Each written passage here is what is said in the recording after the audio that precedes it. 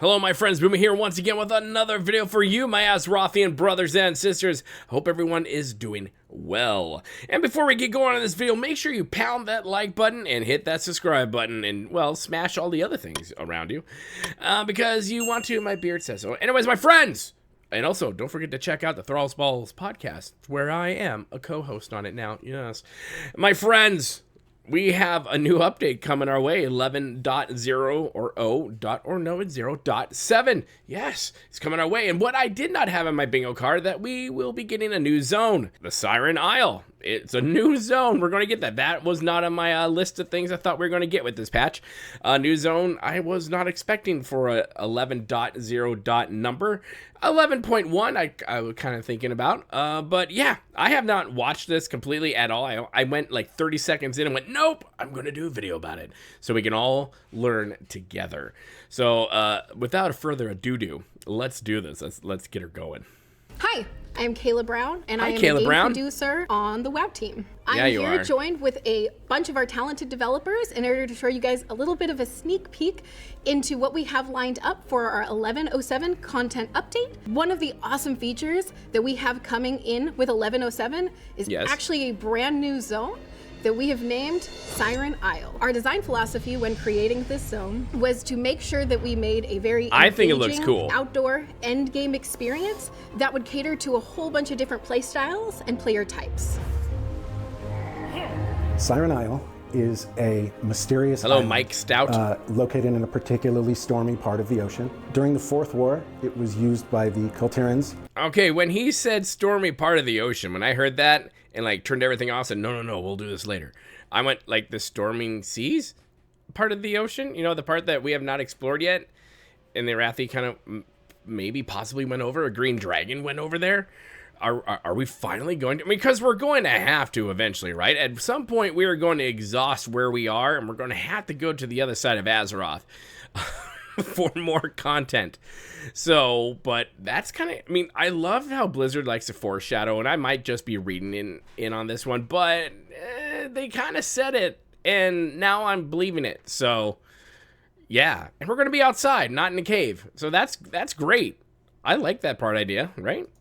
To mine azurite, and then everybody mysteriously disappeared. Recently, the island has sent out a massive pulse of energy, and everything heard it. And your allies are mounting an expedition to this island to find out what happened and investigate. Nice. Players arrive in Dornegal to meet up with the goblin Skagit, which is Gazlo's assistant. Katie Grace. And we find that the Earthen and the Arathi have already made it to the island, so naturally Skagit's ready to go. He's like, get on the Zeppelin, let's go, it's time for adventure. So what's fun about the Siren Isle is when players arrive, we see signs that Kultirans have been here before, but there seems to be nobody around, which is really interesting. Mystery. You see all these buildings and structures, but by the time the expedition gets there, it's empty. Okay, that's like a delve. One of those fun little mysteries, we hope. So on this island, players are going to have a wealth of enemies to encounter. We actually have 3 separate groups. So we have the Bloodwake Vrykul, we have the Naga, I like those. We have a bunch of pirates. These groups will be rotating around on the island, so players won't encounter the same group week to week. Also, players will encounter a large crystal in the center of the island that seems to sing gently or hum, which has attracted the attention of both the Arathi and the Earthen. So our friends on the I'm sorry, does that not just sound familiar with it? Bellameth or whatnot? Right outside of Hollowfall? I mean, yeah, of all the zones we were going to get, I mean, I didn't know what we were going to get, but I was thinking like, okay, I mean, I do think in 11.1 we're going to go beyond a little like underwater sea that we got there. But what's up with these crystals, right? They're something Azeroth herself is like pulsating and going, boys, come and help me and save me, rawr. But yeah, Blizzard, you're like interweaving all this stuff, and I'm a fan. On the island, they're all here for different reasons, which is really exciting. The Earthen and the Arathi are here to study the crystal, and you know, the goblins are interested in what the crystal can do, right? And so they're a really fun cast of people to have because they're so different. But it's also fun to have them all together here because their differences actually might be more complementary than we think. Okay. Siren Isle, being in a particularly stormy part of the ocean, is regularly lashed by horrible tempests. During these storms, powerful creatures of all kinds come up out of the ocean and assault the island. Players can defend their allies to go into the storm. In order to do this, their allies have provided them with vehicles and weapons and other tools that they can use to take on these much more powerful enemies. Okay, pretty cool. Crazy I like this. Powerful enemies that show up, and you get to use these tools. For example, my favorite is the crawler mines. You can grab them, target Those one are of the big cool. nasties, and just have the bomb run up to it and explode. Boom. There's 3 caves on the island that are sealed up. Each of these caves has a deadly enemy inside. Players will be able to chip in, and you can donate to their excavations. And each of the factions, the Earthen, the Goblin, and the Arathi, have a different cave on the island, and players can donate to get the events to open. Okay, that's really cool. I like that idea. We got a tunnel to blast open.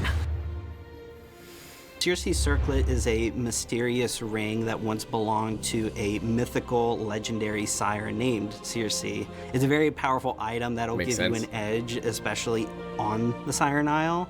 And as weeks unfold, you'll be able to unlock more gems, more powers associated with Siren Isle and the ring. So this is actually a model of Circe's Circlet that you'll be able to see in game.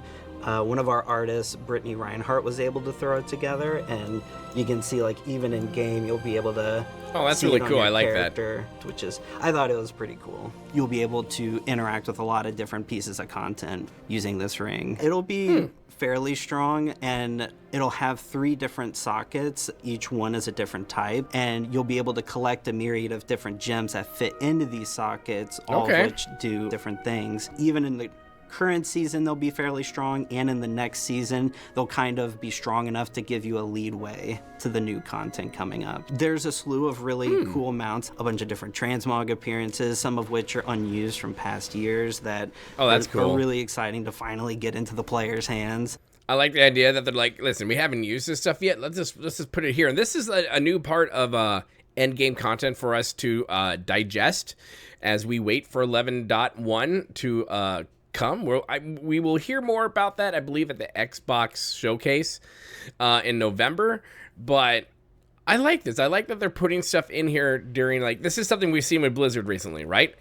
Typically, us as MMO players, WoW players, we're used to, like, these long periods of content drought where we get to go and explore other games and realize other games do exist.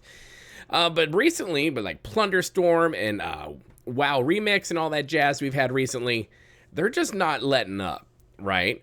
And they're just like, listen, there are no breaks, my friends. You are going to have fun, and you're going to enjoy it, okay?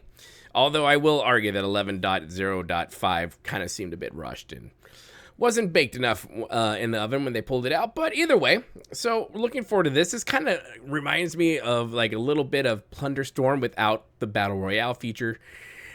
Mainly pirates, and a little bit of like the whole socketing these things that'll help you on your journey in a way like we got in WoW Remix. So I'm on board with this. Let's go. They've seen it in the files long enough. Right? Yeah. First thing is we look for a lot of reference. All the data miners are like, oh, thank God. Finally. To make sure that we're making something believable, something that seems like it's grounded in nature's rules enough so that when players look at it, there's nothing that's just like totally breaks their immersion. The aesthetic is really interesting. It's kind of inspired in some ways by the American Southwest. Like I was looking at some references of Arizona and stuff. Yep. The elements of those Utah, cliffs Arizona. And so those are some of the things that we'll do to bring the world to life. We have filled this thing with a lot of secrets, even more than in some of our previous full zone maps, because it's smaller, it's denser. So I'm excited to see if people can find all the crazy stuff that we did. I put in this little spooky spot back here. The quest designers wanted like an atmospheric kind of creepy spot. Oh, that's cool. So I put like lots of animal bones have kind of been washing up in here. Another thing that's cool too is all these little like caves and micros that we added in. Each one kind of has its own crazy theme. Like over here, they'll spawn in this like crazy dragon that's gonna get spawned in from all these bones that have been collected and stuff. Oh, that's kind of cool. So that's kind of like the pinnacle of this like little creepy pocket over here. This used to be like an azurite mine over here in the center. So there's like elements of what happened here, but then you can tell something bad happened. Obviously. There's also this really cool stuff that was put up in the ridges of the mountains. And one of the things I helped out with doing was like making a lot of this space playable. So instead of just being limited to a flat 2D I like plane, the Murloc stuff on top of that 2D sticky plane, note. and then That's you get great. new gameplay experiences, new vantage points, like this big. And I'm sure one of the mysteries we're going to have to try to figure out is what happened to the Colterans? What happened, like, What happened on this island to where everyone just, they rokonoked, right? They just vanished and disappeared and left everything behind. And you're like, well, where did everyone go? What's going on here? And I love when Blizzard in games in general put like little mysteries and like little Easter eggs and nuggets for you to go find and explore. I love that junk. So I'm getting even more hyped watching this. Mind track that goes above everything. We definitely do a lot of play testing and soup testing amongst ourselves, and that really helps too. I'm not just kind of designing stuff in my corner that will like get people to actually run through it, and I'll get opinions from people who haven't been building it to see like where do they get lost, where are the pain points here, and that's a process we don't just go through for this, we go through it for all the spaces we design in our game. And again, we'll also look back at previous examples of what did players like from previous zones, what did they not like, very we try to clean learn from our past dev. mistakes and learn from our past successes and bring that forward into our new stuff. Most One devs, their desks are aren't like, eggs, this looks like a dev desk to me. There are plenty of Easter eggs and secrets for people to look forward to. One of my favorites personally is the bestiary, actually, all the creatures that are native to the island.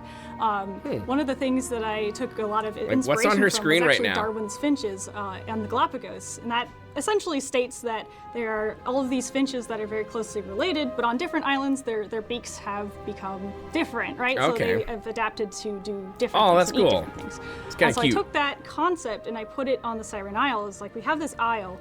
What are all the creatures that have come here?